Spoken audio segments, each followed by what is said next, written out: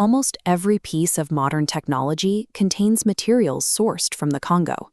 This massive rainforest covers 1.3 million square miles of Central Africa, stabilizing the global climate while acting as the primary source for the raw materials powering our modern economy.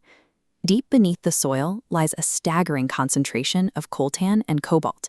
These are the conductive, heat-resistant elements sitting inside your smartphone battery, your laptop motherboard, and the electric vehicles promising a green future.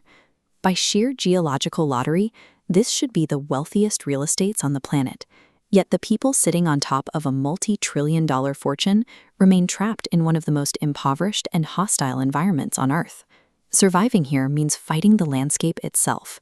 The terrain is a maze of washed-out trails and swamps of thick mud. Heavy downpours last for hours, swelling rivers and bringing out swarms of stinging insects that make simple movement an exhausting physical battle. The extraction of these minerals reflects that harsh reality.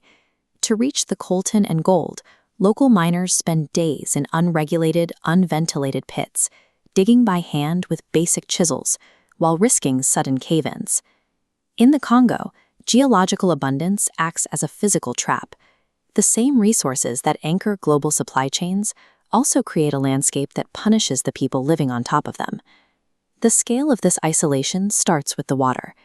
The Congo River carves through the forest, creating a massive biological fortress. In some places, the water drops over 220 meters deep, making it the deepest river system on Earth. Navigating the land around it is just as perilous. The forest floor is guarded by apex ambush predators like the gaboon viper, which remains perfectly camouflaged in the decaying leaves and armed with fangs capable of delivering a lethal strike before a traveler even notices its presence. From giant forest hogs to aggressive river predators, the creatures sheltered by the canopy dictate the rules of the jungle. Humans remain subordinate to the rhythm of the forest, moving cautiously to avoid becoming prey. Moving anything heavier than a bicycle through this environment is a logistical nightmare. Even heavy transport trucks get instantly bogged down in the mud. A journey of just 70 kilometers can take a crew 2 to 3 weeks of manual labor to complete. This physical barrier explains why the state struggles to build modern roads or maintain power lines.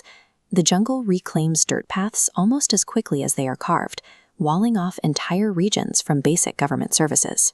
That lack of access severs interior cities like Shabunda from the rest of the world. With the roads entirely swallowed by the rainy season, these settlements function like remote islands in a sea of green. The economic math of living in isolation is brutal. Because cargo planes are often the only reliable way to bring in supplies, everyday items face staggering markups. A simple bottle of clean drinking water can cost $5, pushing the cost of living higher than in many European cities. Without a functioning road network, heavy construction relies entirely on human muscle. Basic building materials, like timber, have to be hauled by hand on heavy wooden carts over miles of broken terrain.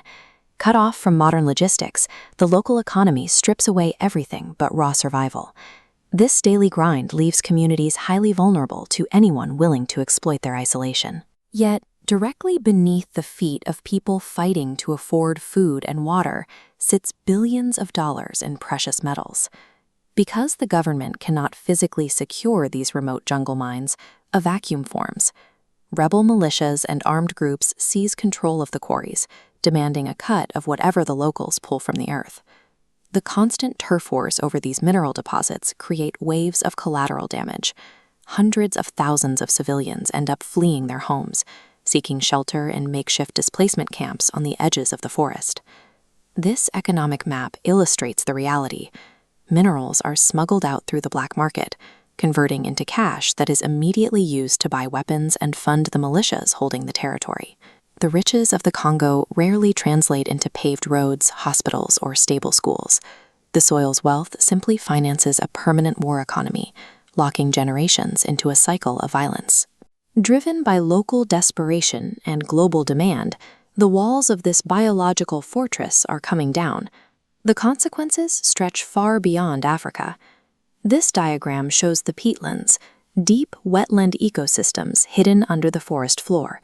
For thousands of years, these wet, muddy layers have safely locked away billions of tons of carbon, keeping it out of our atmosphere. As trees are stripped away for timber and charcoal production, the protective canopy disappears. The ground bakes in the sun, and the peatlands dry out, causing the ancient carbon to vent directly into the air. This destruction means the world's second-largest rainforest is stopping its work as a carbon sink. It is now shifting toward becoming a net emitter, releasing billions of tons of CO2 that were once safely stored underground. The devices we rely on for digital connection and the batteries we hope will solve climate change depend on the materials extracted from this exact soil. We are fueling a green future by consuming the ecosystem that keeps the planet breathing. Humanity cannot protect the global climate without finally addressing the deadly paradox destroying the Congo.